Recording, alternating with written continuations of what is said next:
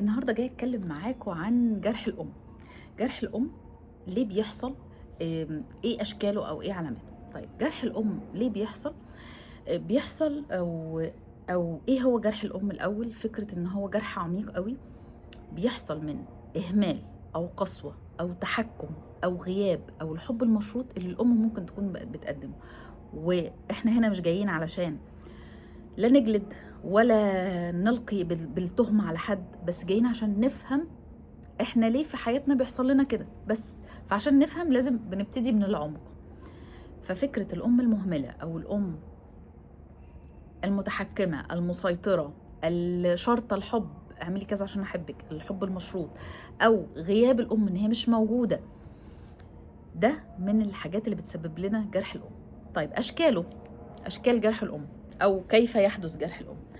لما الأم تبدأ تعاملنا ببرود، فكرة البرود العاطفي، فكرة الأم ما بتدينيش مشاعر، فكرة شرطية المشاعر بأن أنا أكون محققة أهداف أو عاملة حاجات معينة، فكرة الاحتواء، غلطتي مع نفسك ما تتكلميش معايا، فكرة ما بتعبرش عن حبها لأولادها، هي طول الوقت عمالة تقدم لهم أحسن مدارس، أحسن بيت، أحسن أكل، أحسن شرب، أحسن لبس، أحسن كل حاجة، لكن مفيش تعبير عن الحب.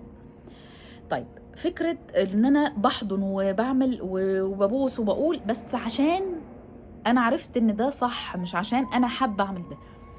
ففي شيء من الادعاء، انا بدعي الحب، انا بقدم حب مصطنع، فبيوصل للولاد الحب المصطنع ده.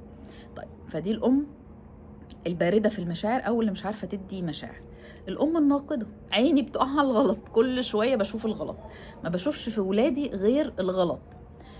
انت مش كفايه، انت غلط، انت لازم كان في احسن من كده، كان المفروض تعمل كذا، طول الوقت نقد.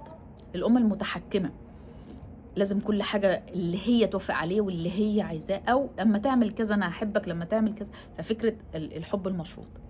الام الغائبه، وده جسديا او مشاعريا، ممكن تكون موجوده وقاعده معانا في البيت 24 ساعه بس هي مش موجوده، مش حاسين بمشاعر بعض، او غائبه نتيجه لشغلها. ربنا يعين الناس كلها دلوقتي، معظم الامهات بتشتغل، ومعظم الامهات يمكن تكون هي كمان اللي شايله البيت، ولكن ممكن اقعد نص ساعه وادي لولادي الاحتواء العاطفي اللي قعدهم يوم واتنين، ممكن قاعده 24 ساعه معاهم بس مش عارفه احتويهم عاطفيا.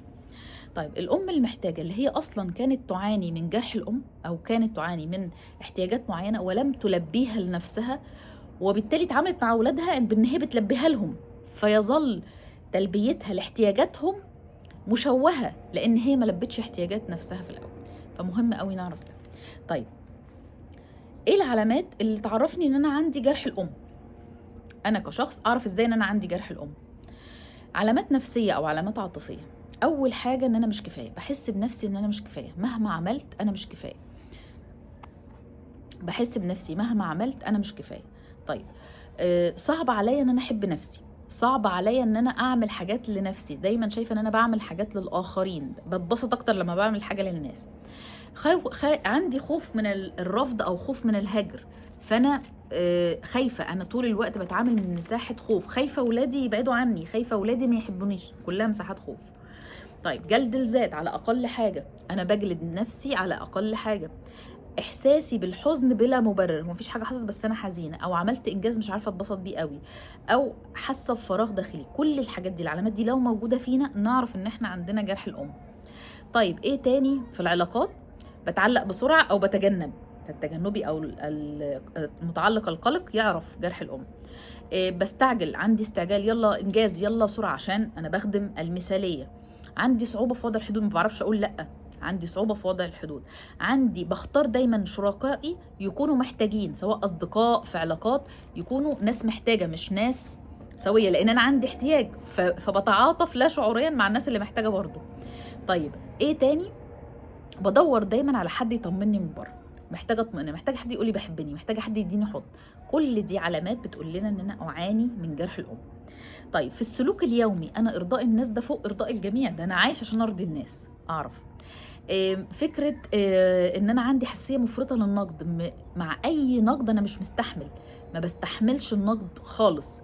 طيب المقارنه، انا عايش في دور المقارنه، بقارن نفسي على طول بالاخر. احساس بالذنب، طول الوقت انا حاسس بالذنب، وبالاخص لما اهتم بنفسي، لما اعمل حاجه بقى لنفسي احس بالذنب اكتر. القلق المستمر، التوتر المستمر بدون سبب، انا على طول قلقانه، على طول متوتره، اعرف ان كل ده جرح الام. طيب جرح الام يتلخص في 4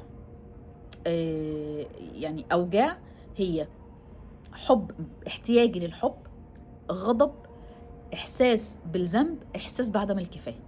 احتياج للحب، غضب مكبوت جوايا، احساس بالذنب موجود جوايا، وان انا مش كفايه.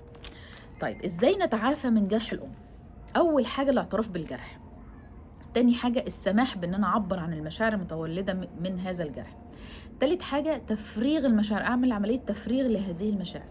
اللي بعد كده فك الذنب ما بين امي ممكن تكون اذتني، هي ام ولكنها انسانه، هي ام تعطي الحب ولكنها انسانه، يمكن ان تخطئ، يمكن ان تؤذي، يمكن ذلك.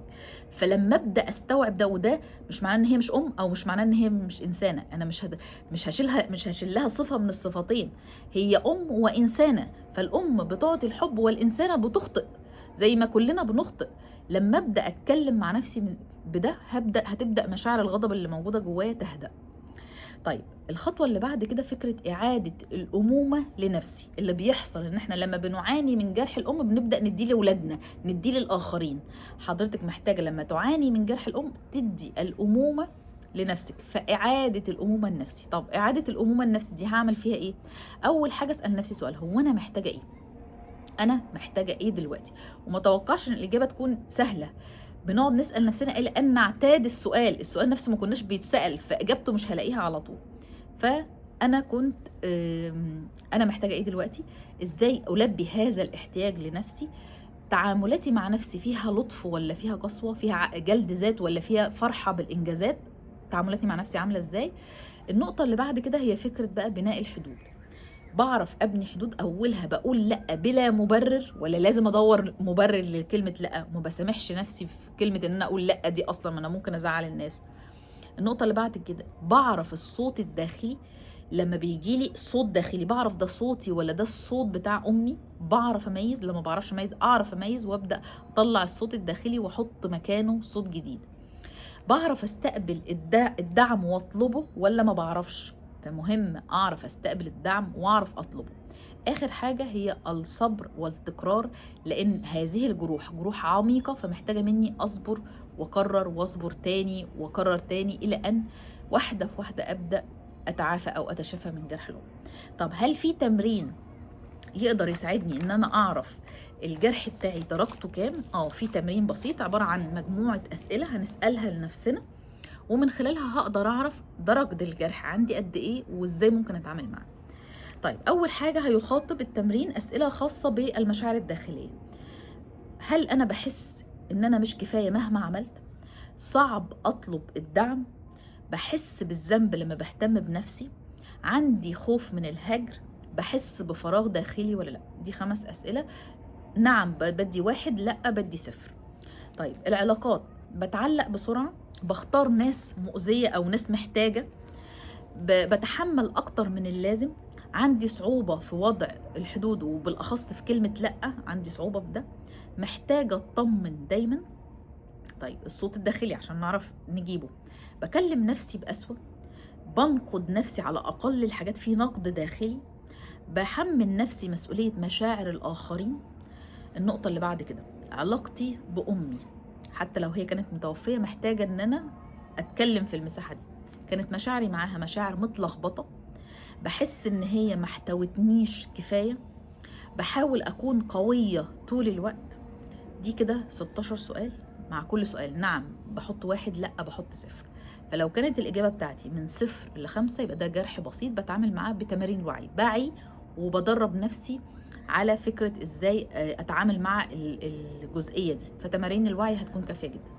لو من 6 ل10 فده جرح متوسط، فبتعامل معاه بتمارين الوعي ووضع حدود، وأولها بقول لأ وأنا مرتاحة مش لازم مبررات. لو من 11 ل 16 فده بيكون جرح عميق، محتاجين هنا حجز جلسات كوتشنج عشان يقدر يفك معانا هذا الجرح ويعرف مناطق الظل اللي مش عارفين نوصل لها ونعرف نتعامل معها ازاي. انا لايف كوتش شيماء حزة، كنت بكلمكم النهارده عن زاويه مختلفه لجرح الام. اتمنى ان هي تكون افادتكم، وابعتوا لي واكتبوا لي في الكومنت لما عملنا التمرين جبنا كام في درجه جرح الام، وهنتعامل معاها ازاي. اشوفكم على خير.